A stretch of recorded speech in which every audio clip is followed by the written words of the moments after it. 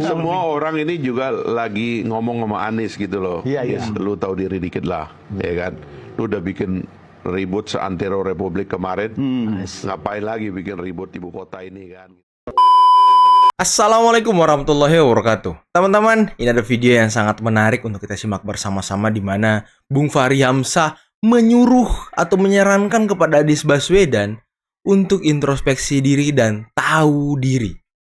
Selain itu, Bung Fahri Hamzah juga menjelaskan dan membeberkan bagaimana kehebatan Presiden Jokowi yang menjadi khazanah bagi Indonesia, teman-teman.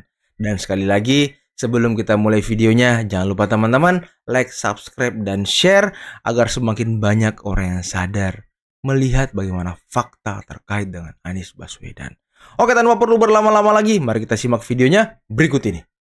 Menurut saya ya, harus ada introspeksi pada Anies Baswedan, pada dirinya gitu.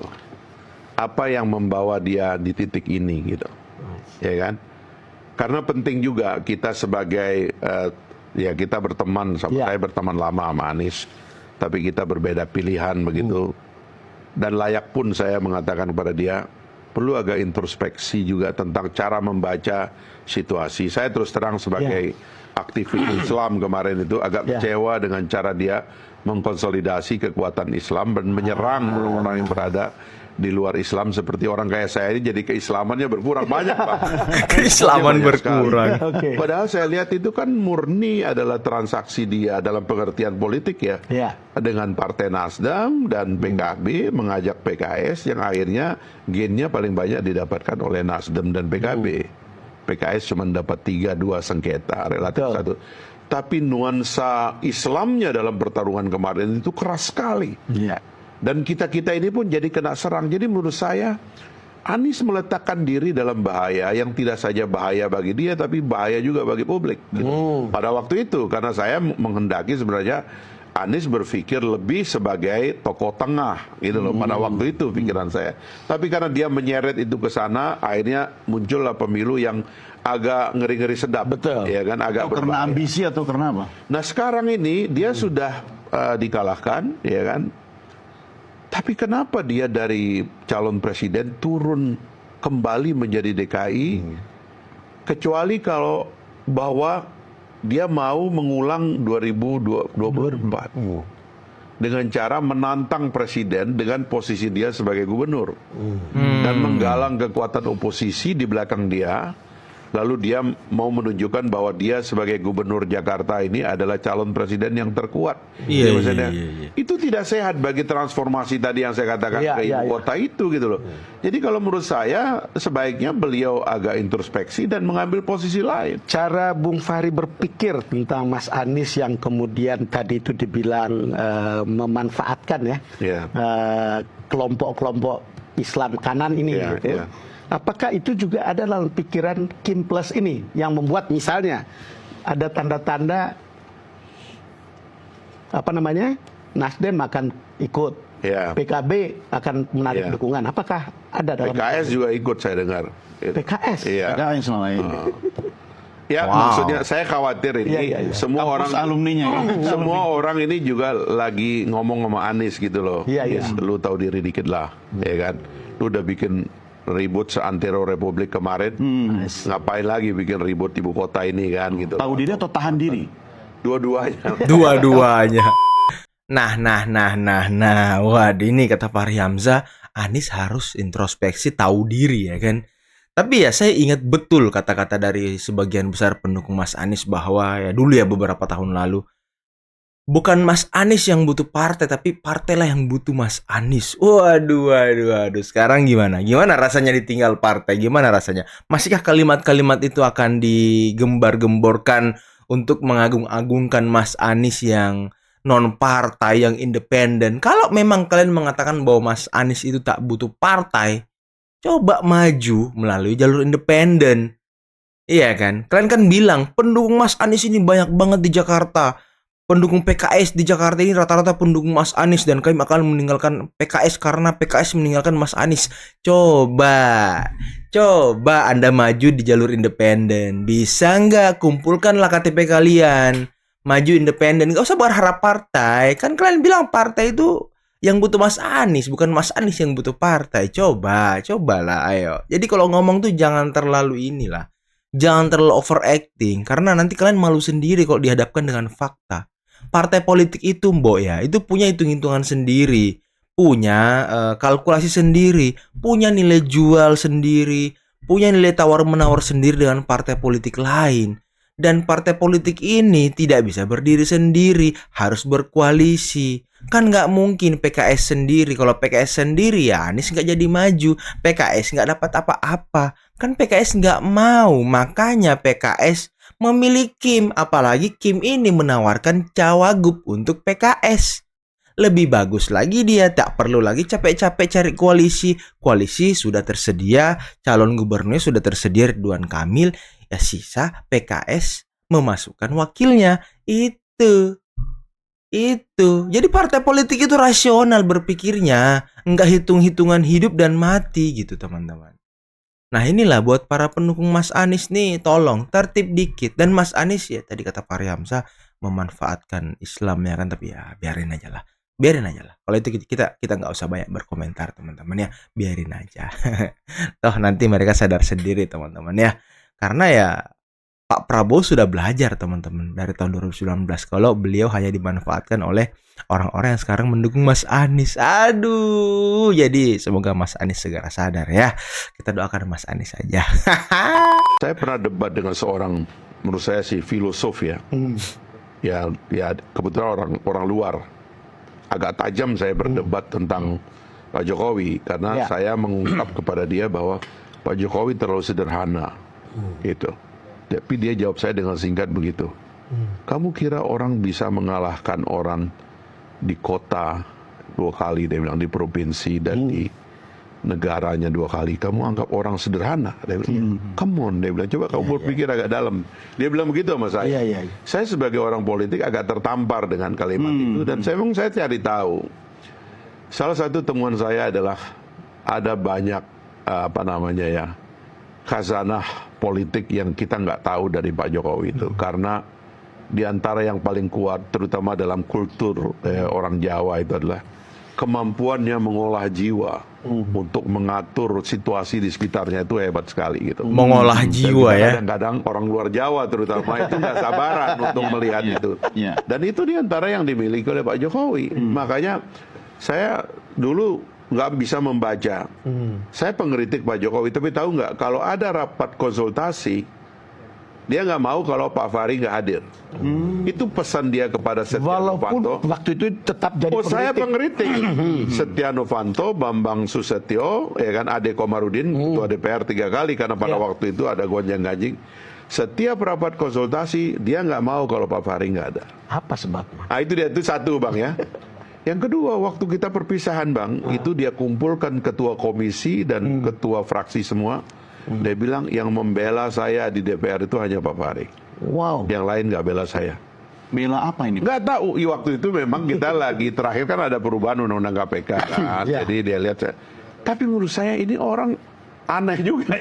Kaget dong ya. Terbalik gitu loh berpikirnya itu.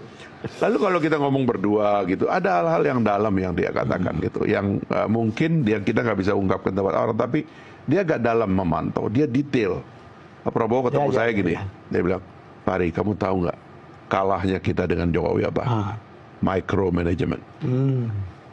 Itu Prabowo, saya ngalah.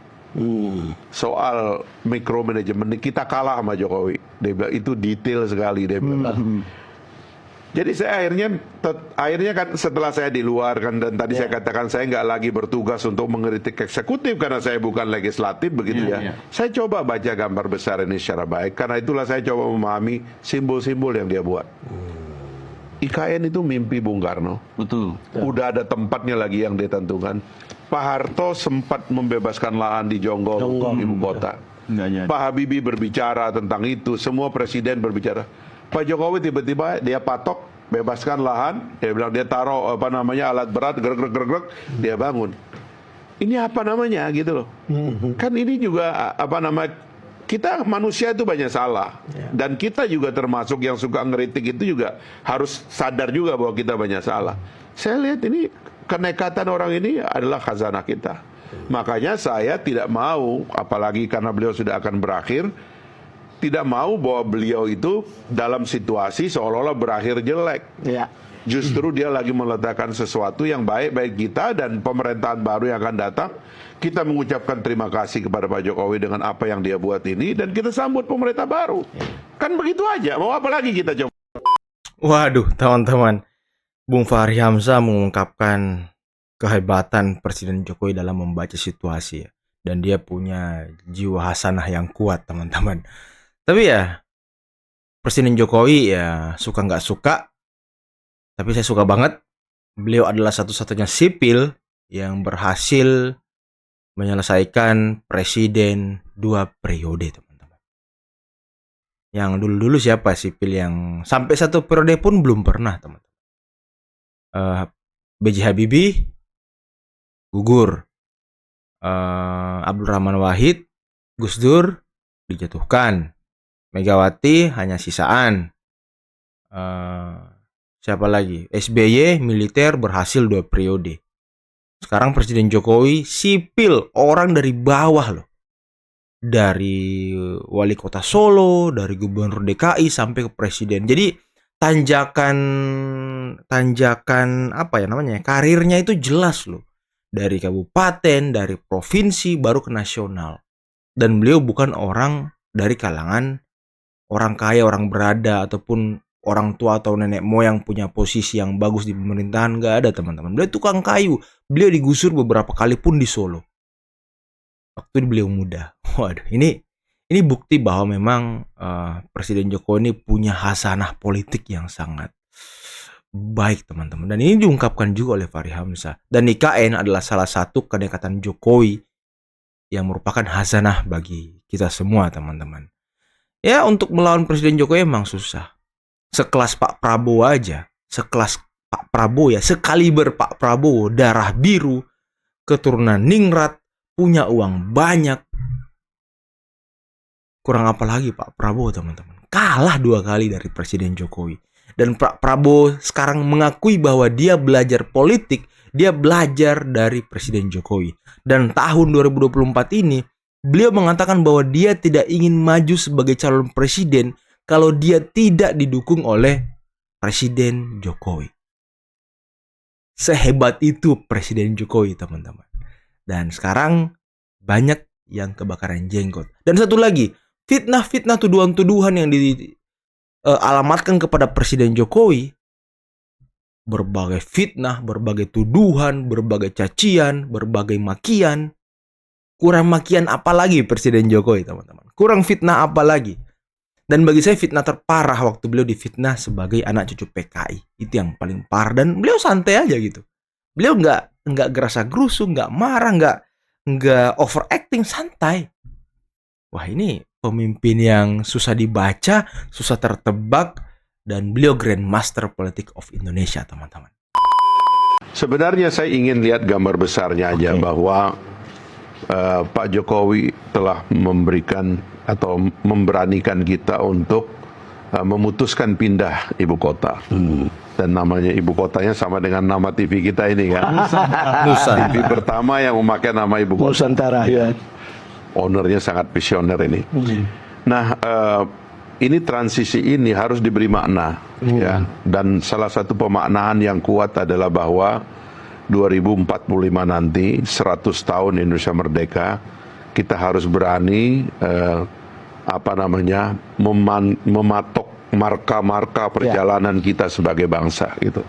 Dan salah satu yang kita patok itu adalah di IKN, bahwa kita belum pernah bikin ibu kota, belum pernah bikin kantor pemerintah. Sekarang kita tunjukkan bagaimana Indonesia membangun kantornya. Ini orisinalnya kita ya. Orisinalnya kita, value Jati kita, diri bangsa. ya kan, simbol-simbol kita itu yang sekarang ada di sana gitu. Nah, karena itu sebenarnya perpindahan ibu kota dari Jakarta ke IKN itu atau ke Nusantara itu harus diberikan makna yang baik gitu, yang kuat begitu. Karena itulah sebenarnya saya lebih setuju kalau pilkada di DKI itu sebenarnya, kalau saya di DKI sekarang ini, saya lebih setuju sebenarnya itu ditiadakan, tapi pilkada kota diadakan. Jadi pilkada Jakarta Barat, Jakarta Timur, Di tingkat kotanya ya. Tingkat itu kota. ya, di kotanya yang diadakan. Jadi gubernurnya ditunjuk. Jadi gubernurnya itu kalau nggak ditunjuk ya dipilih oleh DPRD saja, supaya dia murni bekerja untuk pemerintah pusat. Ya. Karena ada ironi di DKI ini. Di DKI ini 70% elit kita tinggal di sini. 70% uang beredar ada di sini. 100% diplomat dan tamu negara tibanya di sini. Itu kalau gubernurnya itu tidak memperkuat pemerintah pusat, bahkan mengirim sinyal bahwa dia itu sedang melawan pemerintah pusat, itu bencana bagi kita. Ini ngomongin siapa sih sebenarnya? Siapapun nanti, Oh, bukan ya, yang dan kemarin. yang lalu, ya kan, yang telah menunjukkan gejala seperti itu harus Ya, dikoreksi. kan saya dipilih rakyat katanya. Nah itu dia kan. Makanya saya termasuk yang mengusulkan agar gubernur tidak dipilih rakyat.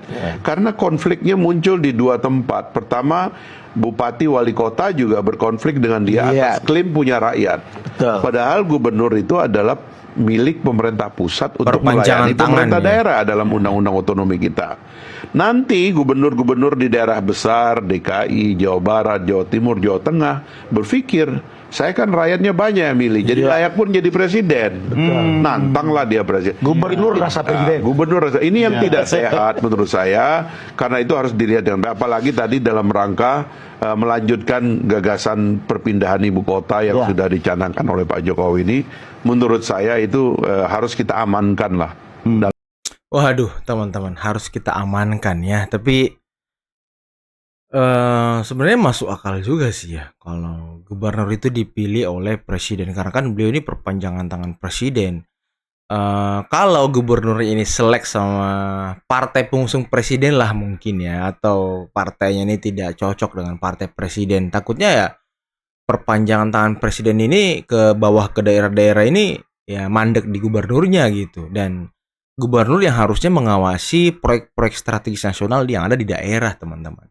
Tapi ya, apapun itu, ini balik lagi kepada para tokoh, para pemikir tata negara kita, teman-teman ya. Tapi kita balik lagi ke Anies Baswedan. Nah, sekarang posisi Mas Anies ini ya terancam, teman-teman. Partai-partai yang mengusung dia di awal, partai-partai yang mengusung dia ketika Pilpres itu satu persatu mundur secara tertib, teman-teman. Ya, belum ada update terkait dengan partai apa saja nih yang akan mendukung Anies. Terakhir ya Mas Hasto mengatakan bahwa Mas Anies sudah merah. Merah apanya gitu? Memangnya para pendukung garis keras Mas Anies ini mau gitu menerima PDIP sebagai partai Mas Anies? Mau nggak dia? Bagaimana kalau kita lihat ya, bagaimana kerasnya perpecahan, benturan yang terjadi antara PDIP dengan kelompok kanan di tahun 2017-2016 ketika Pilkada Jakarta waktu itu ya kan, sangat keras. Bagaimana buzzer-buzzer PDI ini sangat keras menyuarakan menantang Anies Baswedan, menantang Islam garis kanan. Begitupun sebaliknya, Anies Baswedan dan Islam garis kanan bagaimana kerasnya menghantam PDIP waktu itu, teman-teman. Tapi ya apapun itu, mungkin namanya politik itu dinamis, teman-teman. Kalau orang butuh kekuasaan, orang butuh jabatan, orang butuh pekerjaan dalam tanda kutip ya, mungkin apapun yang dilakukan oleh dia, teman-teman. Nah, itu hak dia juga. Kita nggak bisa melarang, tapi ya jilat ludah sendirinya banyak, kebanyakan, teman-teman. Oke, mungkin cukup sekian dulu video kali ini, teman-teman ya. Sudah clear tadi bagaimana kehebatan Presiden Jokowi di mata Fachri Hamzah dan bagaimana Anies harus tahu diri, teman-teman. Akhir kata, billahi taufiq wal hidayah. Wassalamualaikum warahmatullahi wabarakatuh. Bye-bye.